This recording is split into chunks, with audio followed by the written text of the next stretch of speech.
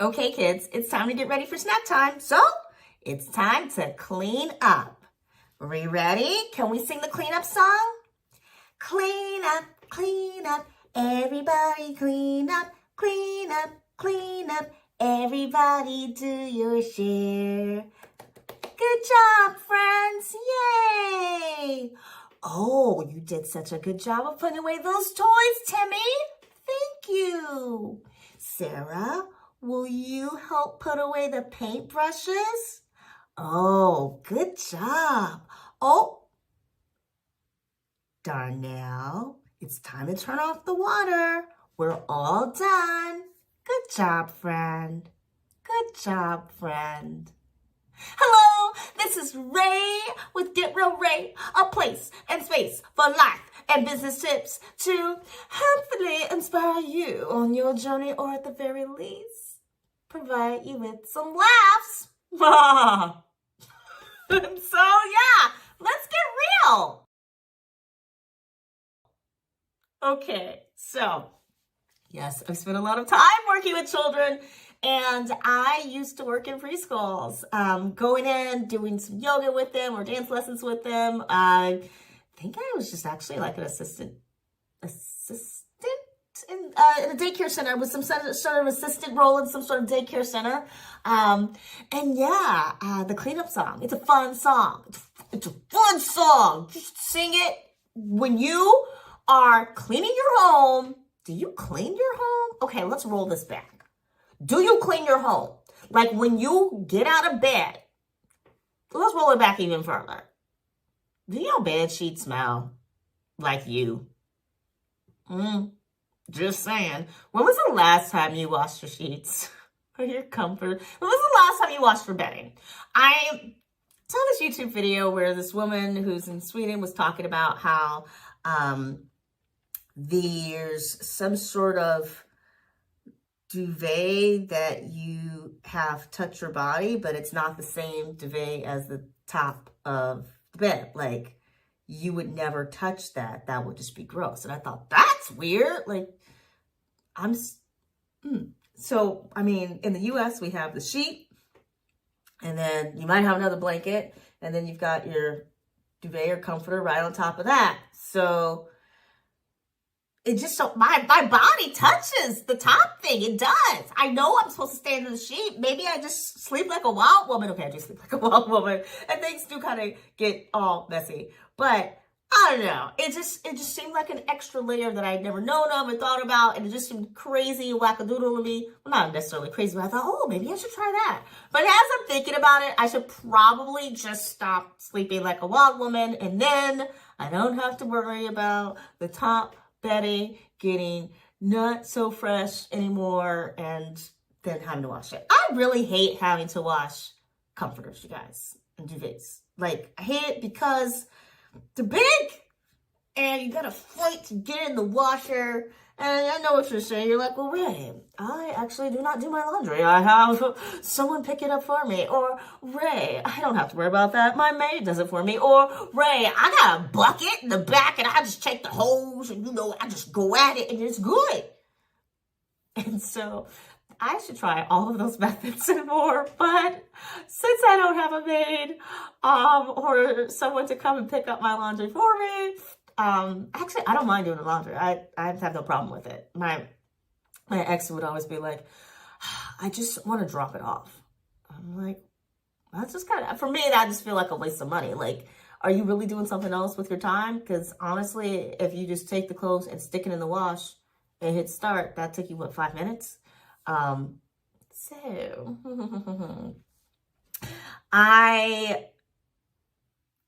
this morning, I found a sock. I was going to say I found myself sniffing the sheets, and then I realized, well, actually, it all started with a sock. There's a piece of paper on the floor, so I picked up the piece of paper that was on the floor. So I was like, oh, why is this piece of paper on the floor? It must have slipped out of my book as my bookmark. I will just pick this up. Oh, there's a sock under the bed. How did that get there? Oh, okay, I guess I took my socks off in here. I'm going to take that sock and I'm going to go ahead and put that in the laundry basket. And, okay, I'll make up my bed today. I've been a little slacking on that. Let's make up the bed. oh, is there another sock in the bed? How many socks are missing? And so I pull apart all the bedclothes and I find another sock. Okay, clearly I'm somebody who likes to sleep with socks on. I like my feet to be warm at night. I do. It's just a me thing. Do you sleep with socks on?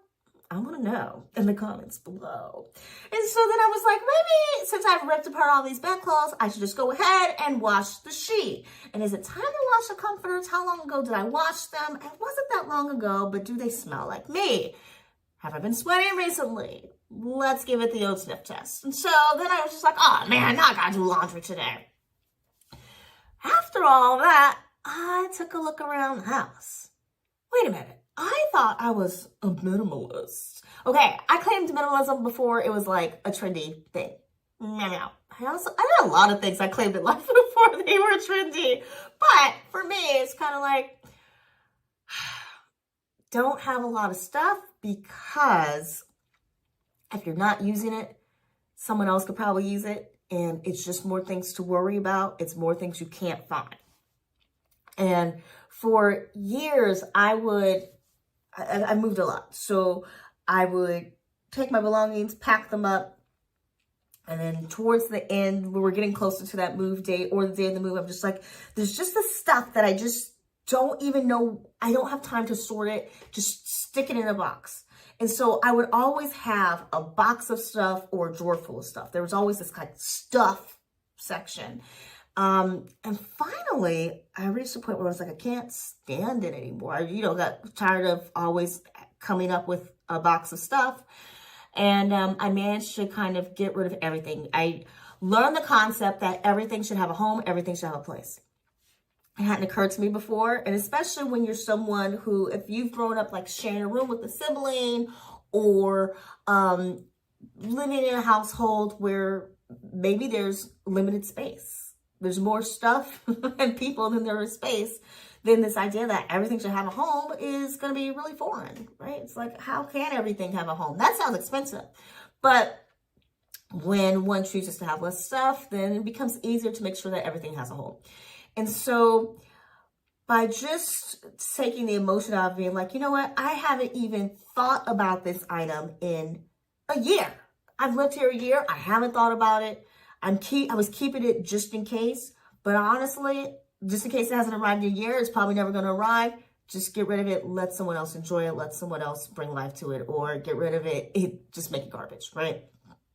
And so I have really prided myself on not having a lot of stuff and on being a clean person. Now, love my mom dearly. She is a stuffed person. She's also moved a lot, but she has a lot of stuff. And if it's a holiday and wants to feel festive, she's got the stuff for that holiday. I just think that's so great. A part of me is always like, oh, I wish I was that person. And when I worked in schools, I would like to bring things to decorate the classroom. It's going to be Valentine's Day this week. Let's decorate the classroom with hearts. And Halloween, I got a creepy spider. And so I start to accumulate stuff again for my work. Oh, you know what? We're going to have to shoot this. And so it would really be helpful if I had a portable light and a cage and a mic, so that when we're shooting outdoors, I can go ahead and do these things and I'm not like fighting with the phone falling over, or fighting with trying to figure out lighting, or fighting with microphones because I've got this thing. And so the stuff just starts to build. So I got rid of a whole bunch of stuff, and then over time things just start to build. And so I'm looking around my home. I'm going, why does this look like a tornado just came here? Like, if someone stopped by right now, would I be proud of my space? Or would I be like, oh my goodness, this looks disastrous. Please excuse the stuff. Please ignore the stuff. I didn't expect anybody to come over. And so I was like, okay, girl, put away the laundry. You have to put it away, put it away. It normally doesn't take you this long to put away the laundry. And go ahead, finish washing the dishes. Put away the dishes. Go ahead. What's with these receipts over here? You were going to take a photo. Get this done. Let's start decluttering. And there wasn't a whole lot to declutter because, like I said, I got rid of a bunch of stuff. So it was just this other trip of getting rid of stuff. But that was the surface level. Then I start to go, what's in this drawer? I'm looking for X, but what else is in this drawer? And I look in the drawer and I go, I remember really, really feeling like I needed a karaoke microphone.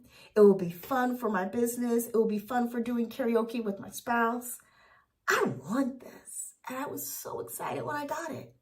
And I just refound this karaoke microphone that I delicately put into a little box.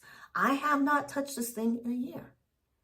And I found myself going, do I need this? Or is this just stuff?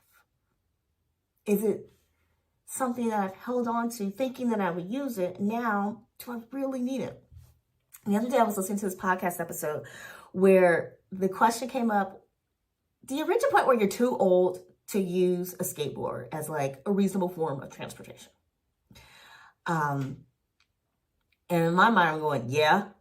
If you're freaking 50, like, yeah, I'm just going to go ahead and skateboard to work. Why? If anything, at the most, ride a bike. Like, you and your briefcase on a skateboard. You don't look cool. You just look ridiculous.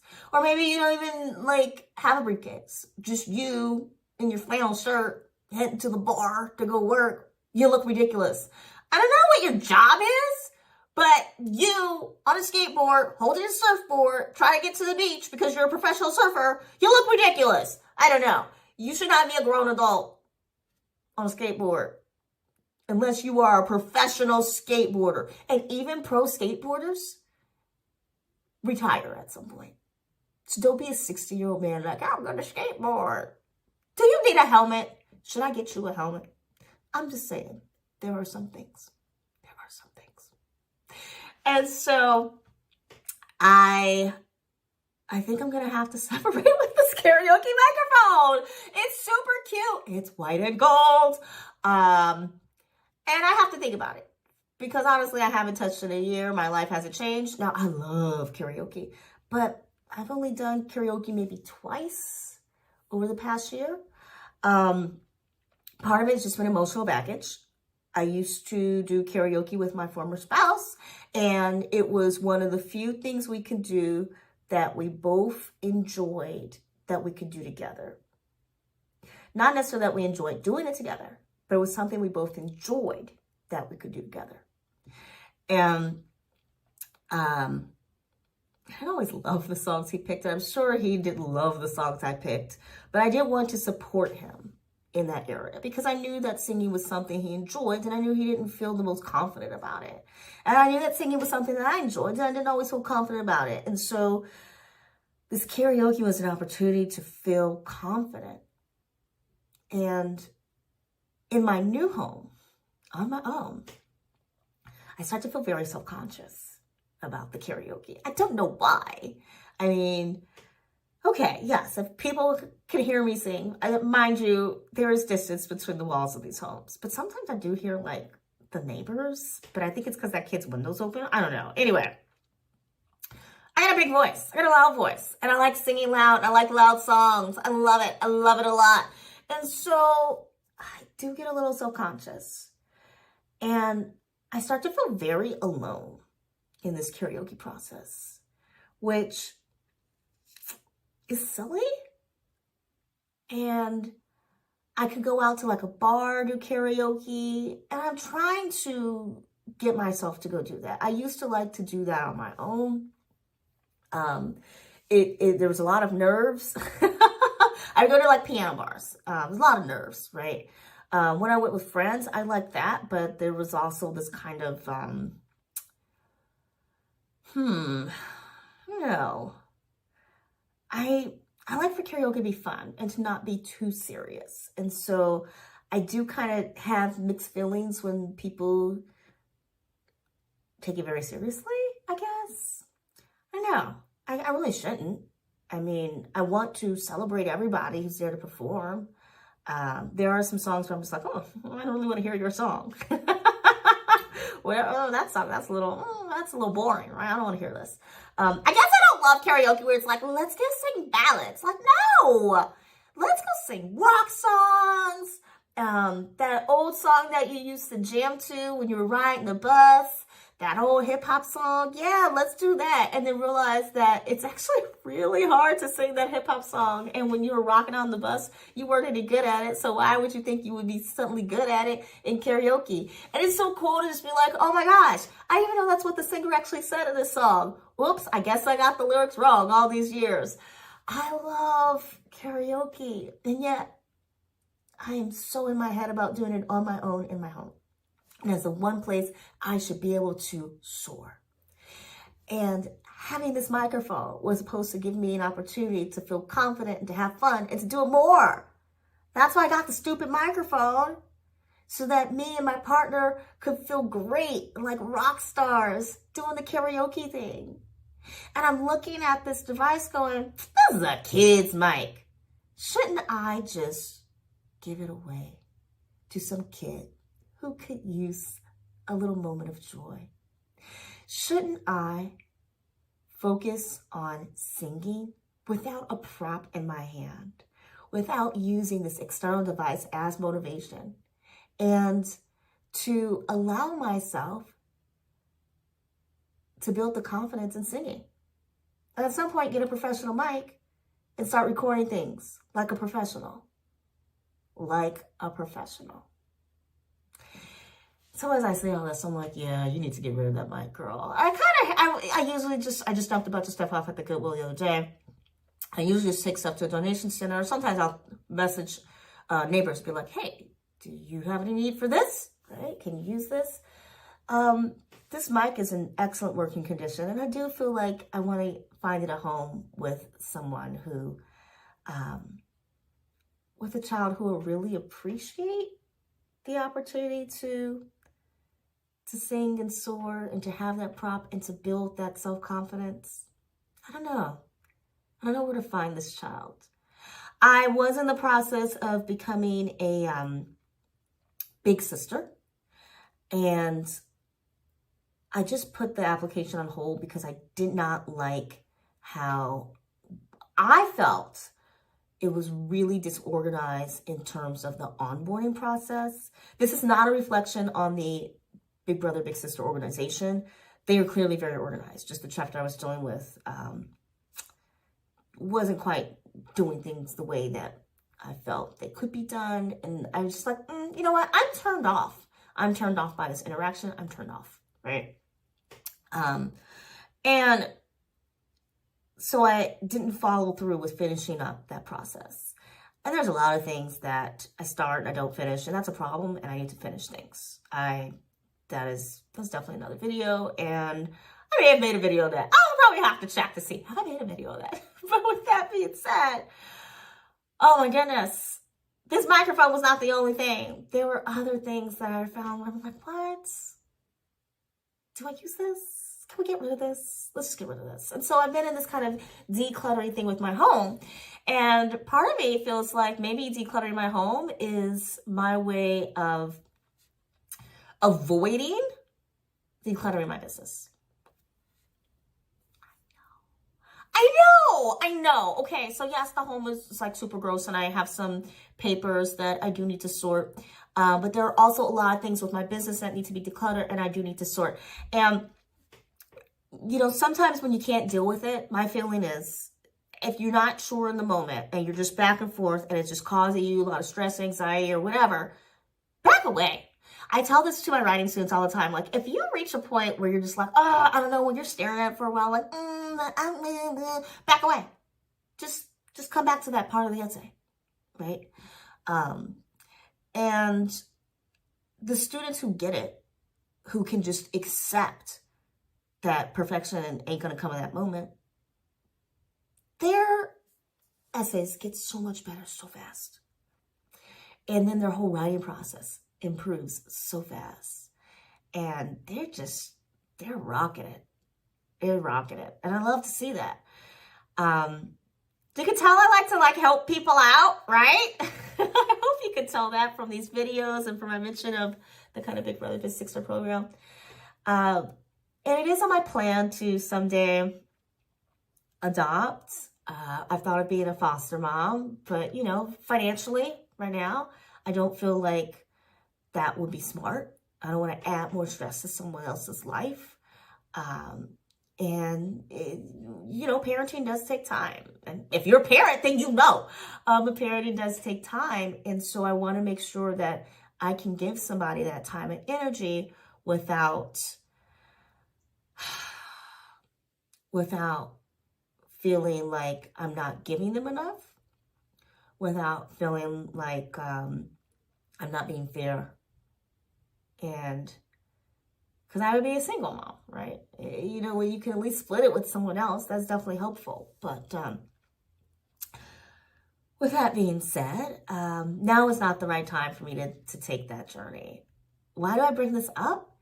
Because I like the idea of some of these things that I'm just like, you gotta let go. Just get rid of it. I like the idea of giving some of these things to is it adoptee? The person being adopted? I like the idea of being like, hey, I think you'd like this. This brought me joy. I think it might bring you joy too. I have a number of books that I just pulled out and I'm going to part with. And part of me is like, oh no, this is a classic. I really want to make sure that a kid gets this who's going to understand the importance of this book. But that's control. Ooh. And when we have clutter, we lose control. You lose the ability to find things when you need them. You always kind of have this to do on the to-do list. So we gotta let them go. I did this event the other day and I was flipping out because I designed these postcards for the event. And part of the agreement was I would do this event for free and then I would be able to market my business at this event. And I couldn't pick up the postcards. They weren't going to be ready in time. And the other set of postcards I had, those I left in the car when I was going inside. And I didn't have time to go back outside to go get them. And so here I am at this event and I have people who are interested in connecting and staying in touch and finding out more. And I've got nothing to give them. And on the postcards, there's a QR code that takes them to this landing page so they can sign up to be part of the next activity. But I didn't have that. So all I could say was, oh, you can look for me online. Just Google me and you'll find my website. And when I got home, I went to the website. I said, I got to quickly put up a link so that people can sign up because the website is not the same as the landing page. They might be confused. And I look at the website and my heart's breaking because I'm like, oh my gosh, this website is so nice. I love it so much. And this is probably the third version of this website within the past year. And zero registrations from new students. Calls for people who are interested in a service that I don't really offer much anymore. And so I, decided, okay, let me restructure that service. That's what I'm getting calls for. But no bookings, nothing, right? The money that I make for that business comes through a third party. And I don't want to delete my brand. I worked hard for that brand. And honestly, if that third party got rid of me today, and said, we don't want to work with you anymore, I would be SOL. I'd have to rebuild the website and everything. So it doesn't make sense to keep the website just as the backup plan for that. But I do want to turn this website around and get bookings again and all those things. So anyway, this video is not about that. This video is not about that. It's going to be about cleaning.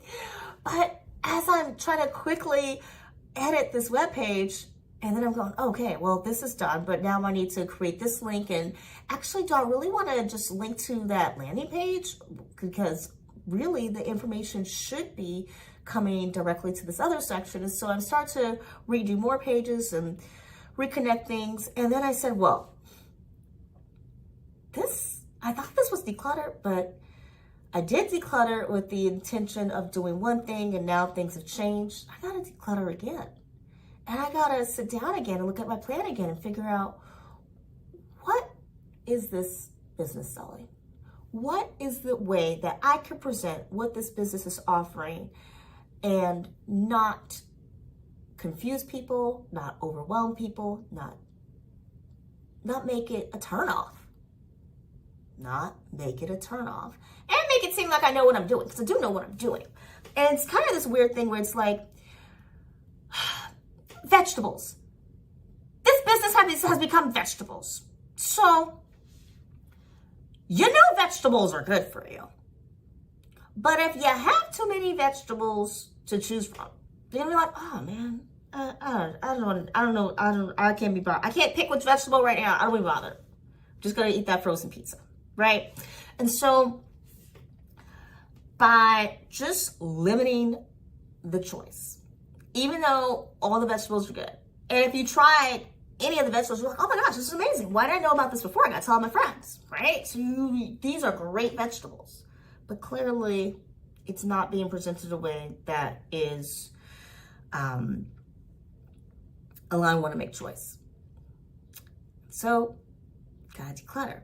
And you know, I've had a web design and a business design really, where I said, well, look, if the third-party marketplace can have all of these different offerings and people can search and it works for the third-party marketplace, why can't it work for me individually? And I had different, mentors who would say, there's just so much there. It's kind of like overwhelming. You really should just have like one or two things for people to choose from. This is too much. And I'm like, I don't understand, because it worked for the marketplace. Why can't it work for me? Why can't I use that same business model? Only it's just my brand that is offering all of these things. I'm just kind of creating my own competition. And finally, I just said, well, I'm not getting the bookings that I want. I'm not getting enough demand in any one area, so I'm going to try it their way. I'm going to slim things down and see if I get more. Actually, I haven't.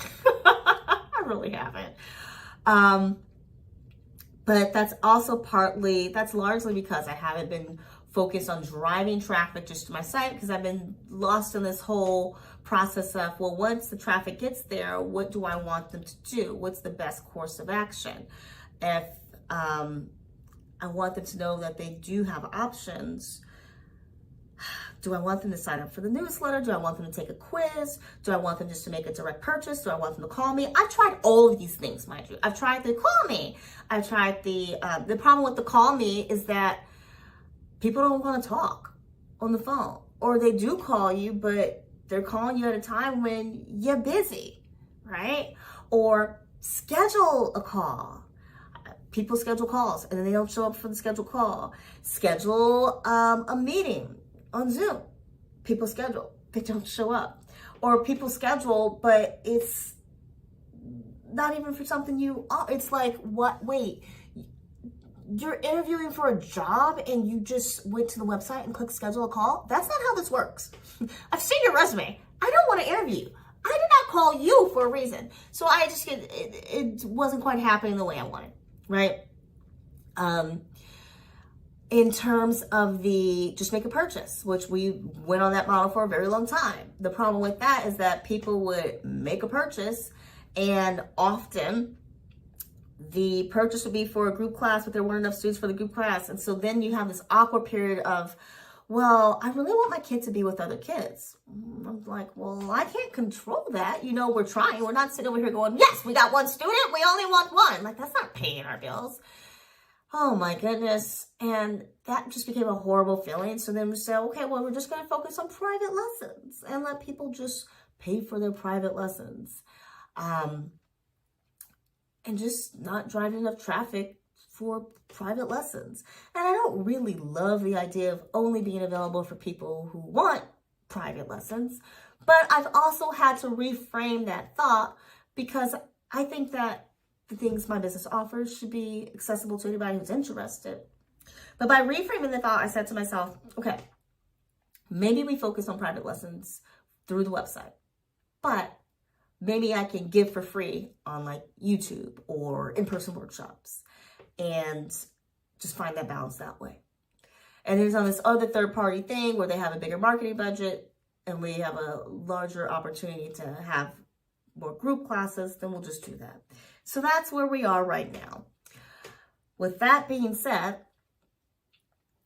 because I'm having to teach in order to keep money coming in, and because I'm having to create these packages of with passive income, that isn't really passive income, but you create some sort of on-demand package that people can buy, so then that way you get money from that, and then that way you're not so tied down to your hourly trade time, money for time kind of thing. So because I'm managing all these different pots, fixing the website, decluttering the website, finishing the decluttering hasn't really happened. And then by the time I make it back to whatever it was needed to be fixed, I feel that things have shifted and I have to make another big change. Oh my goodness gracious. And it just seems to be this endless cycle. So I guess let's figure out, how do we stop the cycle? Well, one, pick one plan and push it for 4 months. 4 months of go, go, go, go, go, go, go. So whatever this new iteration of the website is, it's got to be pushed, marketed aggressively for 4 months. Next, I have to go back to what are some forms of marketing that I've used in the past that did not cost me a dime, because not doing anything and saying, oh, I don't have the money right now, isn't working. Isn't working. So what are some things that I've used that are free that can get me a little something, even if it's not a lot, a little something? It's free. So if I can set it and forget it, great.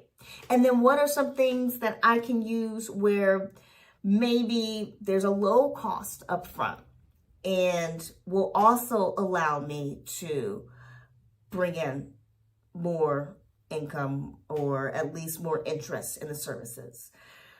So making sure that the website is ready to take in the interest, and then putting the fillers out there to get more interest, and then hopefully, of course, building up the money in order to reinvest in a marketing budget. Oh my goodness. And now I'm like, those are so many things to do, but I got to do it because I don't want to go back to the stress of how am I going to pay my bills, right? And I'm going to do it because I've got to declutter. I've got to get these things off my to-do list. I've got to make room for new things in my life. When you get rid of something in your home, in your life, a person, you, child, out, I'm done with you. No, but you think about your life, right? That friend who's just a little extra drama, if you're just like, you know what, I'm not going to really hang with that friend anymore, then how does your life change? Do you suddenly have more time for you, or more time for making new friends? Do you find more people in your life that you enjoy spending time with? When you get rid of something in your home that just was kind of taking up space, you forgot about it, yeah, even if you don't even feel like it's taking up space, right? I have those like little storage bins, so I don't feel like this microphone is taking up space because I hadn't seen it for a year. I've got closet space. I'm like, oh, I didn't even realize I had this. Well, I haven't seen it. I didn't feel like it was taking up space because it's been in this closet, and this closet's here to hold things. But honestly, it isn't being used. It's not doing anything for me. And so if I let it go, if I let go that object, that person, that piece of paper, that business idea, that business file or presence, then maybe I can make room in my life for things that will be used by me, things that will inspire me, things that will move it forward, things that will bring me joy.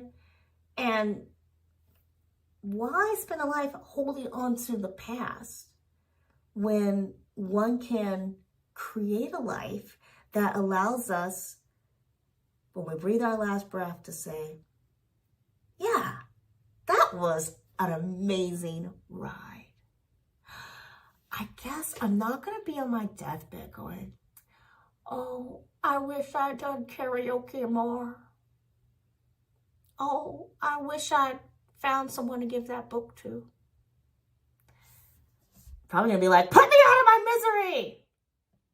But wasn't that amazing, right? So I know what I'm doing today. I'm gonna continue to declutter this home, do some laundry, and gonna declutter some of my business as well, because putting that off is not making me any money. And this girl would like to increase her income, not to be some crazy capitalist whatever. I want to increase my income so that I can go and do more fun things that I enjoy doing. So that if I go to the karaoke bar, I don't drink, mind you, and I sing a couple of songs, I will feel confident not only leaving a tip for whoever is playing the piano, but also leaving a tip for whoever had to wait tables and had me sitting at their table only drinking water, which is free. And they're probably like, OMG, I'm not going to make any money because this chick is just drinking water. She won't even order food because she's vegan and she's got gluten issues. And if she eats French fries, she'll fall asleep at the table. So, yeah. I want to be able to leave a tip and not be like, oof, don't really know how I'm going to pay my electric bill this week, but at least I left a tip for them. Nah, we got to do some decluttering and make this business go boom, shaka-laka-laka, or make it rain. And so, my friends, I hope this is inspiring you to go clean something, whether it's your friends, your phones, your homes, your biz, the whiz. Let's get to it. And with that being said, until next time,